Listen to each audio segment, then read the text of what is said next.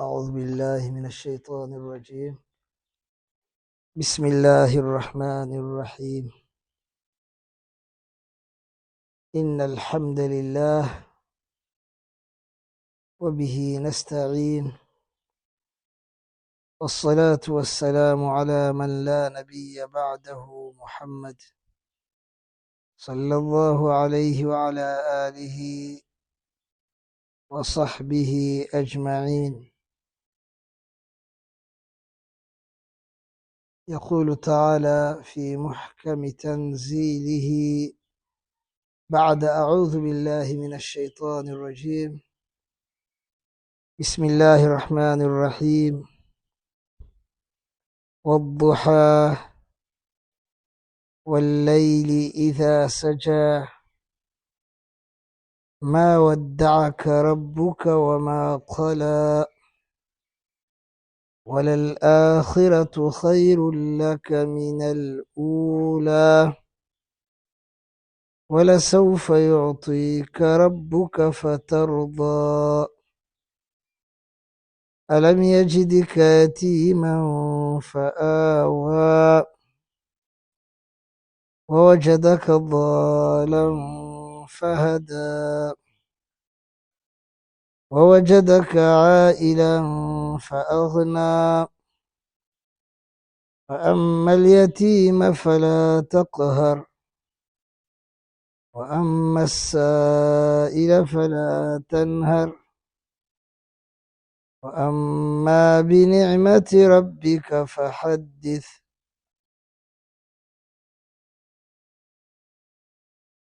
nyuma yo gushimira Allah subhanahu wa ta'ala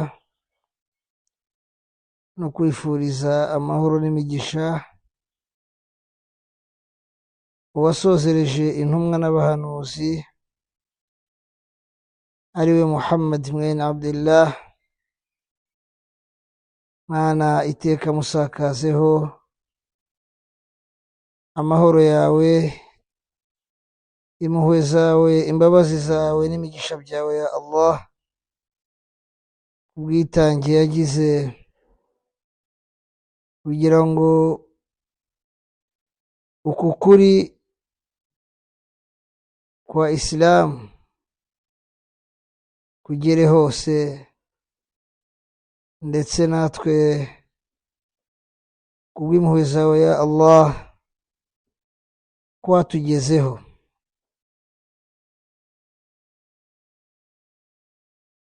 Iyi sura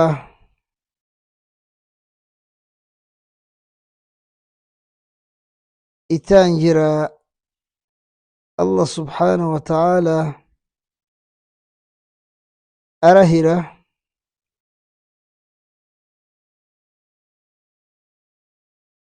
kuba itangizwa n'indahiro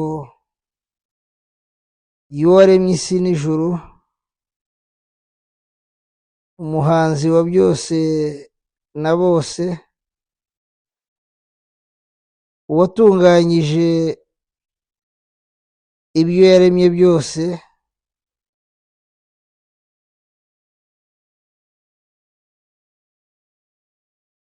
gutangiza indahiro ubwabyo hari icyo bivuze gikomeye.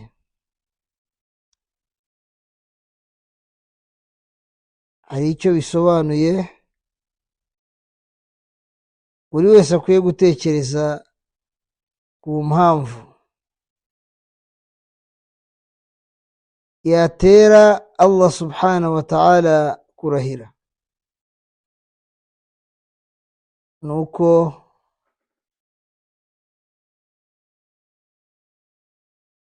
ikimutera kurahira ubwacyo ari icy'agaciro kidasanzwe gihambaye.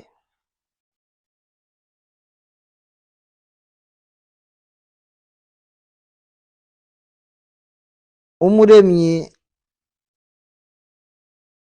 iyo arahira ahitamo mu biremwa bye yaremye bitangaje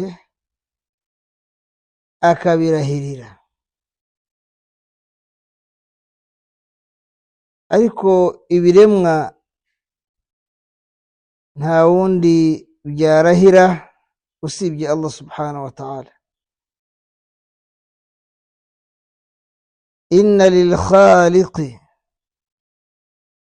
an yuqsima bima sha'a min makhluqatihi, ng'umuremyi afite kurahira kubyo ashatse mu biremwa bye. Walaysa lil makhluqi an yuqsima bighayri Allah, ariko ibiremwa ntibifite, ntibyemerewe kurahira ikitari Allah subhanahu wa ta'ala, ikitari Imana yo muremye. Birumvikana ko nta mana yindi yabayeho yanabaho inariho usibye Allah subhanahu wa ta'ala, ngo Allah aba ariyo yarahira. Indahiro ye ni kubyo yaremye bitangaje, biri mu buhanga buhambaye, biguha wowe gutekereza ku bitangaza by'umuremyi Allah subhanahu wa ta'ala. Hagakurikiraho rero ikimuteye kurahira.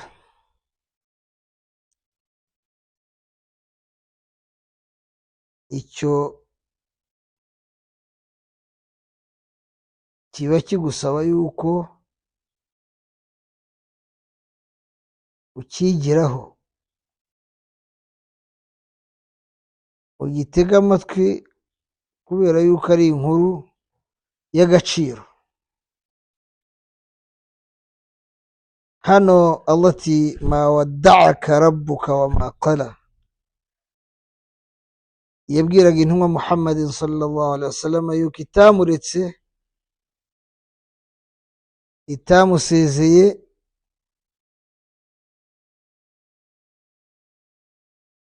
itamuvuyeho.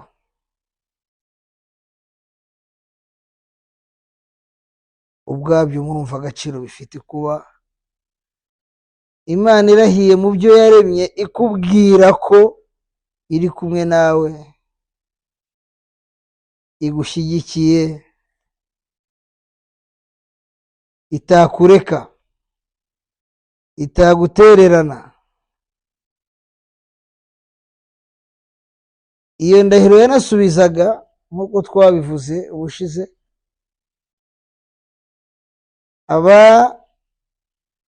nyengaga intumwa y'Imana Muhammadin sallallahu alaihi wasallam, bamubuza amahoro mu magambo, bamutesha agaciro yuko ibibazo afite mu buzima bwe nta wabigira ari kumwe n'Imana, ahubwo Imana yamuvuyeho ikamutererana. Ariko Allah mu gusubiza ati ma wadda'aka rabbuka wa ma qala, ntago Allah yagusezeyeho, ntiyanakuretse.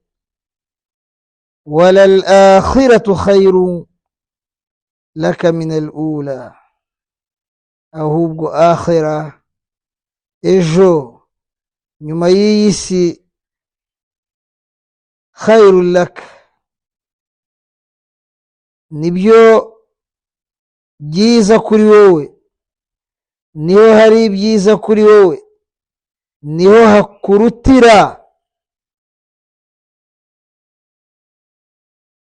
Laka, hakurutira wowe, min al-ula, hakurutira ahabanza, ariyo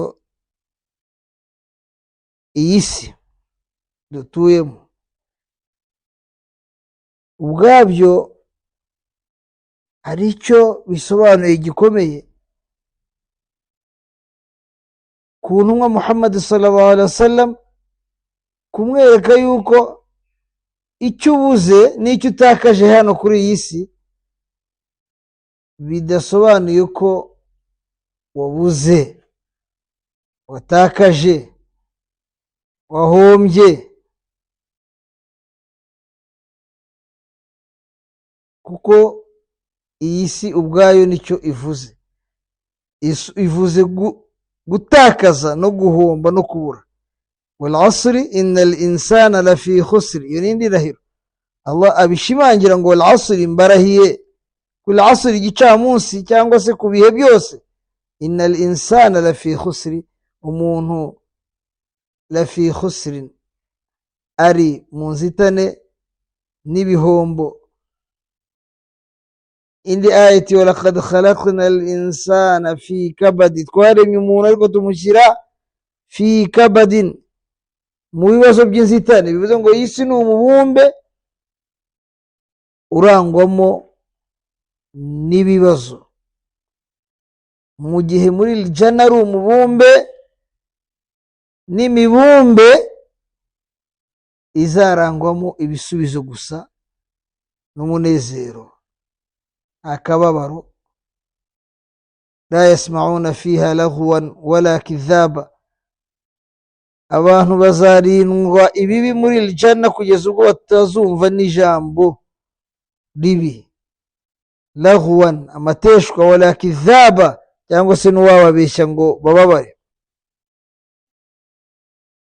mu yindi ayati illa qilan salaman salama, nta rindi jambo bazumva muri jana usibye salaman, salama, amahoro, amahoro. hani'an bima aslaftum fil ayamil khaliya, babwirwa bati ikaze bima aslaftum fil ayamil khaliya, kubera ibyo mwakoze fil ayam, mu bihe al khaliya, byashize bari ku isi. murumva ko ubwabyo mu guhoza, mu guha moral intumwa Muhammad sallallahu alaihi wasallam, Allah yabanje kumubwira yuko ntacyo watakaza hano kuri iyi si, ntacyo wabura gikwiye kugushavuza, kubera yuko akhira, nyuma y'iyi si, ariho hari alhayatul haqiqiyya, ubuzima nyabuzima nyakuri.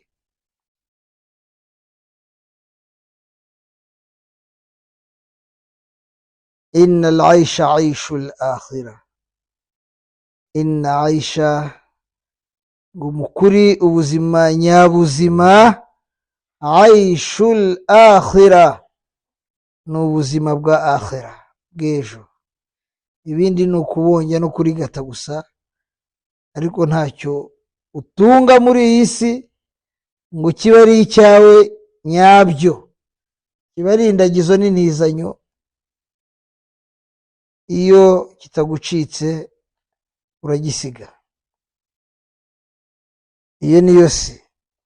ma indakum yanfad, ngibyo mufite byose yanfad, birarangira, birashira, bivaho, birayenga.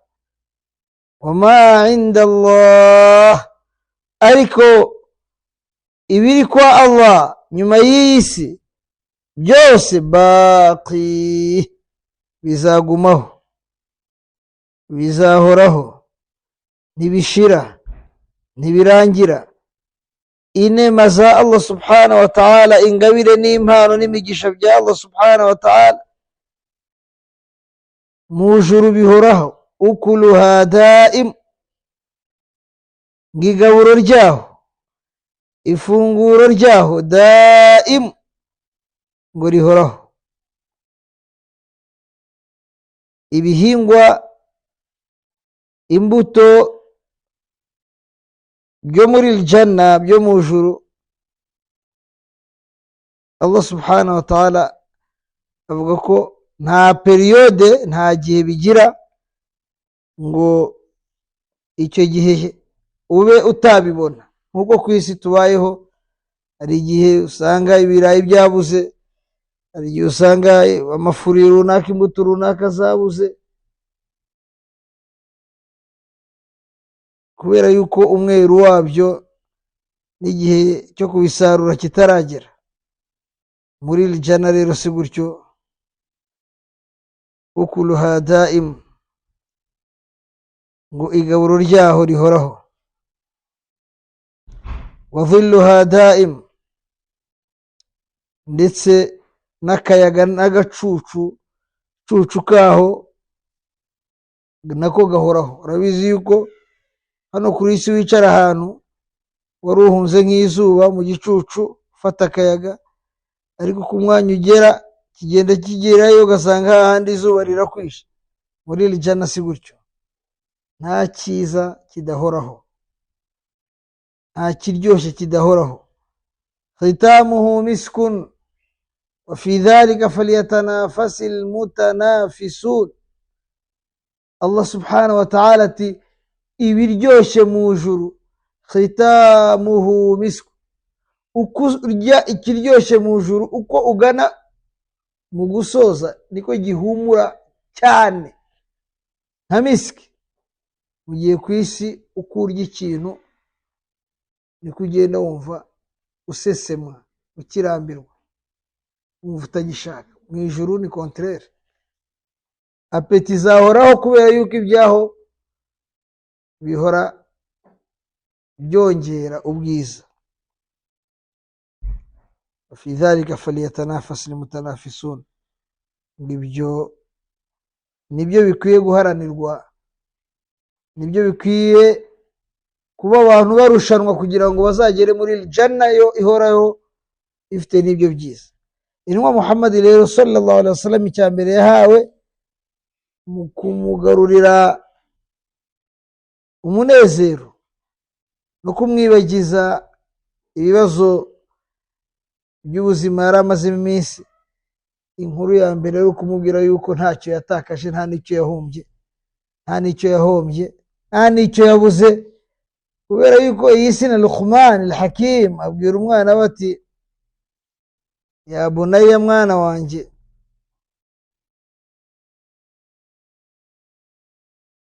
la tarkan ila dunya, ntuzahore wishingikirije iyi si ariyo uharanira,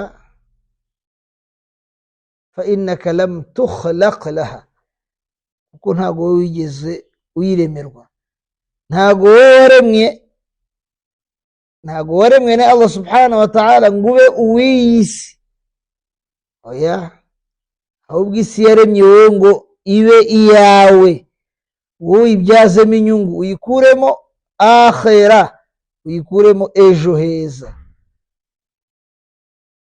Iyi niyo filozofi ukwiye kugira mu gutura kuri iyi si.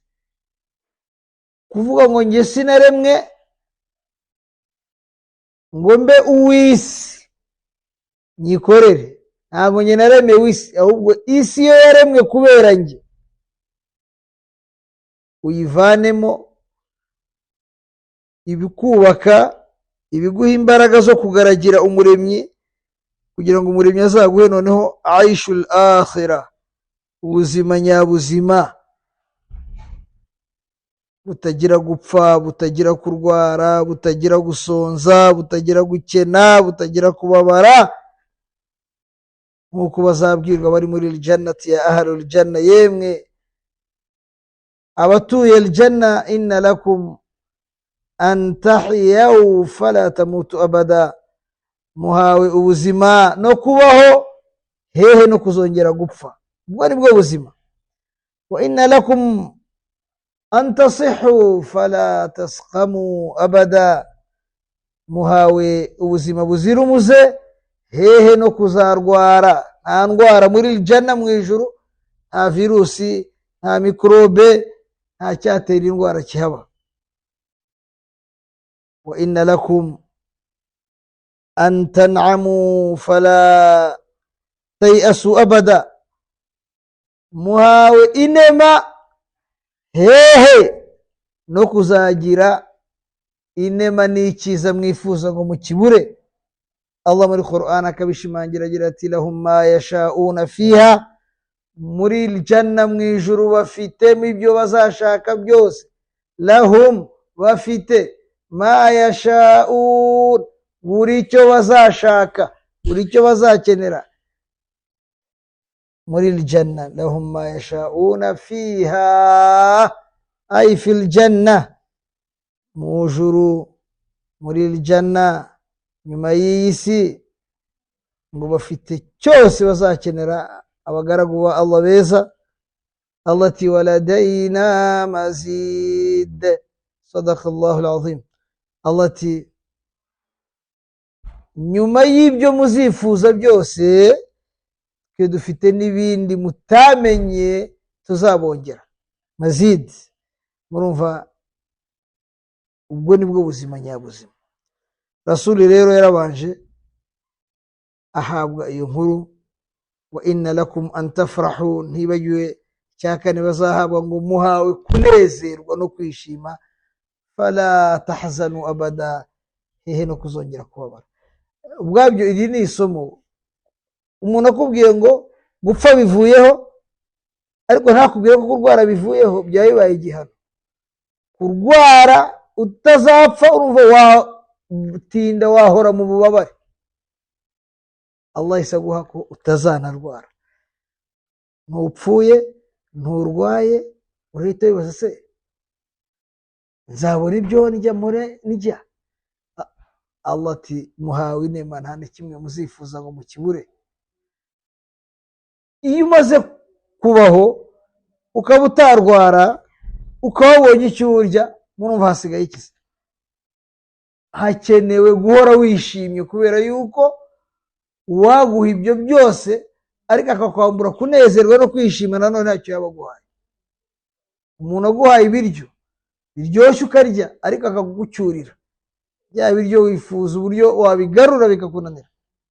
Muri iri jana rero murumva ko byose Allah yabyigije, ibyakubabaza, ibyagutera ubwoba, ibyaguhoza ku nkeke.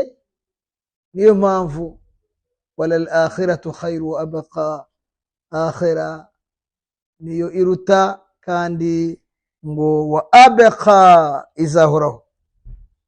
Rasul rero Allah yatambwira ati wala sawfa yu'tika rabbuka fatarda. Aha, nyuma yo kumwereka ko ntacyo yatakaje nta n'icyo yabuze, Allah arambwiye ngo ntibigarukiye aho gusa, Allah azaguha kandi uzanyurwa, uzishima. Iyi aya bamenye bayisobanura mu buryo bwinshi cyane. Abavuga uburyo Allah azamuha shafa'a, gutakambira abantu bakajya mu ijuru, abandi bakarokoka umuriro, abari mu muriro bagakurwamo. Iyo ni impano ya Allah. Abandi bakavuga Kawthar, wa mugezi Allah yamuhaye, ubwo yawm al-qiyamah nta wundi mugezi uzaba uhari wamara inyota abantu. Inna atainaka al-Kawthar, twaraguhaye ya Rasulullah, tuguha ibihambaye, tuguha umugezi wa Kawthar. Uwo ni umugezi nawo Allah azaduha tukawuganiriraho. Ubwo buri wese yawm al-qiyamah uzaba ufite inyota, kubera yuko yawma tubaddalu al-ardu ghayra al-ardi was-samawati matwiyatun biyaminihi, ngo muzirikane mwibuka umunsi isi tuzahindura itari, umunsi isi izahinduka itari murebe. Azaba igishyitsi gisenya ibintu byose, imigezi wa idhal biharu sujirat, yose iveho, imisozi iveho, nta giti, nta gihingwa, nta ni izuba gusa. Murumva ko buri wese aba akeneye icyamumara inyota. Ana laha, uyu munsi ni uwanjye, ni jye wawuhawe. Azaba yarahawe ubyo yahawe n'umugezi. Uzahabwa kunywa kuri ayo mazi ya Kawthar ntazongera kugira inyota mu buzima busigaje bwose. Ngo ni umugezi unywamo inyota igashira burundu.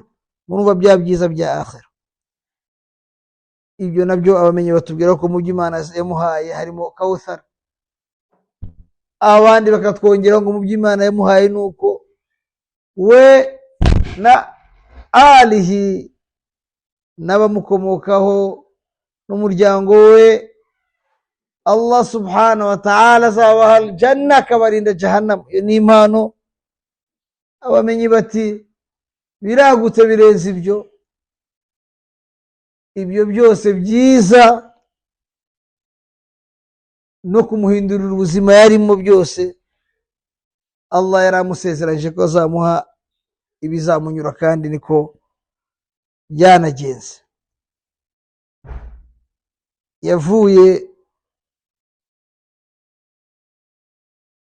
mu buzima bwa Maka ageze i Madina, abantu baramuyoboka, baramwemera, baramubungabunga, baramurinda, bamuha icyubahiro. Allah mwagurira byose, ntago zaba arizo nyigisho, ariko abayisilamu muri rusange bazi impinduka yabaye y'ubuzima bw'intumwa Muhammad sallallahu alaihi wasallam ubwo yavaga i Maka akajya i Madina, akavaho bahoraga bamugeraga inkota zo kumwica, bamuteraga amabuye, bakamuteza abasazi ngo bamutuke, bamutesha agaciro, bamwandagaze, akageraho bamwakirana yombi nk'uko mu Kinyarwanda tubivuga. N'ibindi byiza muzi byabonetse ku bayisilamu bageze i Madina. wala sawfa yutika rabbuka fatarda, Allah azaguha kandi uzanyurwa, uzishima, uzanezerwa. Bayisilamu, gusoza izi nyigisho icyo dukuramo gikomeye, ntuzagire icyo ubura hano kuri iyi si ngo kikubabaze nk'aho ubuze burundu. Oya, twatanze ingero ku intumwa z'Imana ko ari bo bakunzi ba Allah mu bantu, nabo hari ibihe bageze barasonza, barakena, abantu barabahemukira, babagirira nabi, baratukwa. Ibyo twitaga kera turabara ngo kuzomerwa, barabazomera bakavugiriza induru aho bahise, ariko bose byarangiye biti, byarangiye intsinzi ari iyabo. Musa alayhi salam we n'abamwemeye, Farawo arabirukankanye, bageze kuri Meri Rouge, aba ni kumwe nawe bati yewe Musa inna la mudrakun, dore Farawo tugezeho, araturimbuye, aratumaze. Imbere yabo hari inyanja, na Farawo bamureba hakurya n'ingabo ze, babona yuko inyanja ubwayo irabarimbura, cyangwa se Farawo nta makiro bari bafite. Buri ntumwa ageze ahantu nk'aho hakomeye, ariko kwiringira no gushikama no kwemera Allah ati kalla, musigeho, siko biri, inna ma'i ya rabbi, ndi kumwe na Rabbi, ndi kumwe n'Imana. Cyo nicyo tugiye guharanira abayisilamu, kumva kuri kumwe na Imana, kumva ko ufitiye iyo confidence, icyo cyizere uti ndi kumwe na Allah, kubera yuko mpora nzirikana Allah, nkora zikiri, nirinda ibyaha, nkora ibishimisha Allah subhanahu wa ta'ala. Ubwawe ukumva kuri kumwe n'Imana kandi ubikwiye. Kalla, musigeho, siko biri. Inna ma'iya rabbi, ndi kumwe na Allah, ndi kumwe n'Imana umuremyi wanjye, sayahdin, aratuyobora. Byarangiye inyanja Allah yitegetse ibaha inzira, barayambuka. Farawo kwiyemera kwe ntiyagira amakenga, avuga ko ahantu mpazi ko nta nzira, yiha guca mu nzira y'abemeramana kandi bataremera Imana. uko byarangiye ni amateka n'ubu avugwa hose no muri bose. Ba Ibrahimu niko byagenze, nabo bajugunywe mu muriro, Imana irawutegeka ngo ya naru kuni bardan wa salaman ala Ibrahim, yewe umuriro hinduka, ndawutegetse. Bardan ube imbeho, iyo umuriro ubaye imbeho ngo bibere akayaga, kandi wa salaman y'amahoro ala Ibrahim. Aho ni ahantu abantu bagiye bagera nta kindi gisubizo. Igihugu cyacanye umuriro, niwo ugomba kuwujugunywamo, bakuboke, bagukatiye, nta wundi usigaranye usibye Allah subhanahu wa ta'ala. Allah ati wa kadhalika nunjil mu'minin, sadaqa Allah al-azim. Ngo uko niko tuzarokora bemera abazagera ikirenge mu cy'intumwa z'Imana. Icyo dusabwa rero no kugera ikirenge, no kwigana intumwa z'Imana mu kugira no gukora byiza, ubundi Allah akadutabara. Ntabwo rero twagenda tuba kuri buri ntumwa uko zatabawe, n'intumwa Muhammad sallallahu alaihi wasallam nuko byayigendekeye. Bari bateranye amoko yose, batoranyamo umusore, bazenguruka inzu ye barayigota. Bageraga ku bantu 40, banganaga n'amoko hafi 40 yari Maka. Bavuga bati hatazagira umuntu umwe umwica, ubwo bwoko akaba aribwo buzaryozwa amaraso ya Muhammad, ahubwo bagomba kumwicira rimwe amoko yose, uburyo nta bwoko buzaryozwa kwicwa kw'intumwa Muhammad sallallahu alaihi wasallam. Ariko uko byarangiye amateka arabitwereka.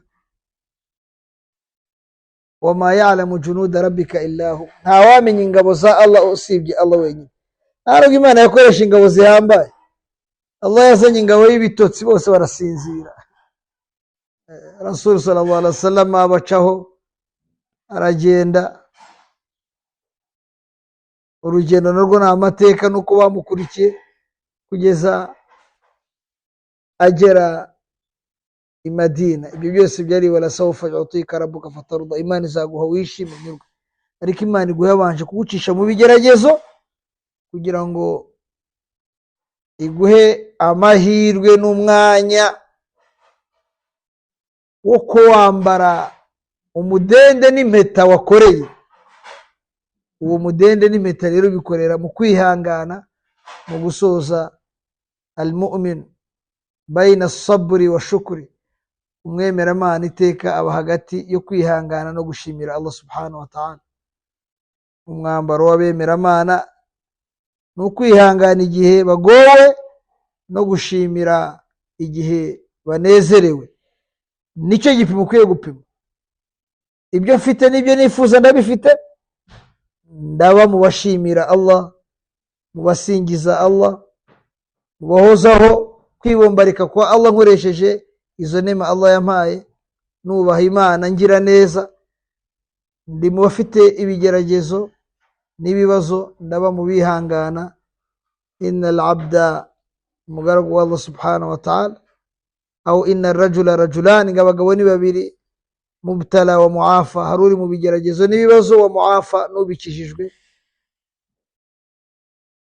Farhamu ahla albala, wa muzagirira impuhwe abari mu bibazo n'ibigeragezo, batabare, mubafashe, mube hafi, mubahumurize.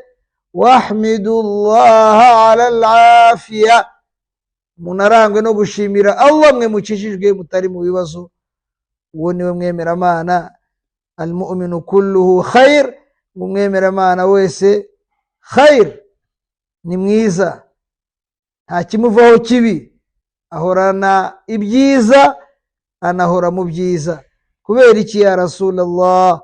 In asabahu khairun shakara, iyo ahuye n'ibyiza icye ni ugushimira Allah subhanahu wa ta'ala. Gushimira ni amagambo n'ibikorwa. Gushimira ni amagambo meza ubwira Imana, wisingiza, wishimira ku byo iguhaye, unakora byiza, ufasha abandi. Wa in asabahu musibatun aw bala'u sabar, yahura n'ibibazo n'ibigeragezo akarangwa no kwihangana, ibyo nibyo bimugira khair, umwiza, kuko nta kibi kimuturukaho. Wa sallallahu wa barika ala nabiyina Muhammad sallallahu alayhi wa ala alihi wa sahbihi ajma'in. Insha Allah ta'ala tuzagumye tureba mu byiza Allah yahaye Rasul. Tunavuge kuri al-Isra wal Mi'raj, urugendo yakoze ava i Maka n'i Madina ajyanywe na malayika Jibril, kuko ruri mu byo Allah yamuhaye bitangaje, byamwubatse bimugarurira morale. Ari naho yaherewe iswala iyi dukora, itegeko ryayo. Subhana rabbika rabbil izzati amma yasifun wa salamun ala al mursalin walhamdulillahi rabbil alamin.